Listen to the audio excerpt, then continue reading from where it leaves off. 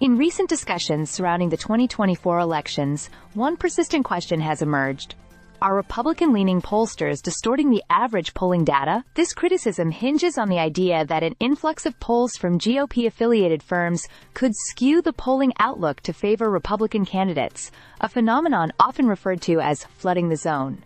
However, the reality is quite different. Polling averages are designed to be robust and accountable, with methodologies in place that mitigate partisan bias. The crux of the argument lies in the assertion that if GOP-aligned polls dominate the averages, they must be pushing the overall polling landscape to the right. However, polling aggregators exercise stringent controls regarding both quality and partisanship, ensuring that even if there is a higher number of Republican polls, they do not significantly alter the overall landscape. Notably, if we were to isolate only nonpartisan, high-quality polls, the average results would remain largely unchanged, or, in some cases, shift slightly rightward. It's essential to recognize that the current electoral climate indicates a highly competitive race.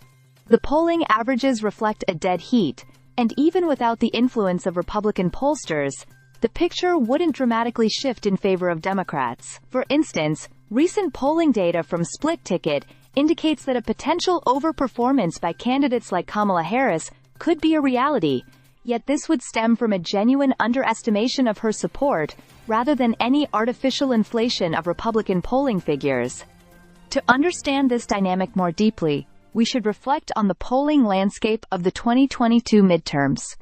At that time, many analysts anticipated a decisive Republican victory due to what was perceived as a favorable environment for GOP candidates, characterized by high inflation and low approval ratings for the incumbent president. However, as the election drew closer, polling data shifted, and many races that had previously leaned toward Republicans suddenly appeared much more competitive. Despite a barrage of polls from GOP-leaning firms, when the votes were counted, Democrats performed significantly better than anticipated. The narrative surrounding the 2022 elections highlighted how polls from Republican-affiliated firms were blamed for skewing expectations. Pundits argued that these polls misrepresented the electoral landscape, suggesting that the red wave would be more pronounced.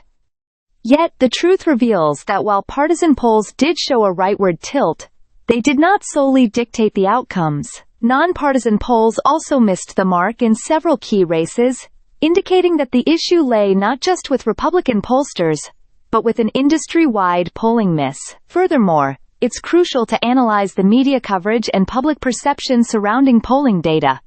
The 2022 midterms taught us that expectations can heavily influence interpretations of polling data. With the media's focus often fixated on a potential Republican resurgence, many commentators failed to recognize the subtleties of the polling landscape. Instead of viewing the data through an unbiased lens, there was a tendency to affirm pre-existing narratives, leading to widespread misinformation about the state of the races. In summary, while concerns about bias in polling data are not without merit, the reality is that reputable polling aggregators employ methodologies that significantly minimize partisan influence. The narrative that Republican pollsters are flooding the zone fails to recognize the nuanced and complex nature of polling. As we look ahead to the upcoming elections, it is vital to approach polling data with an open mind and a critical eye, recognizing that the conclusions we draw must be rooted in rigorous analysis rather than anecdotal narratives. Stay subscribed for more videos.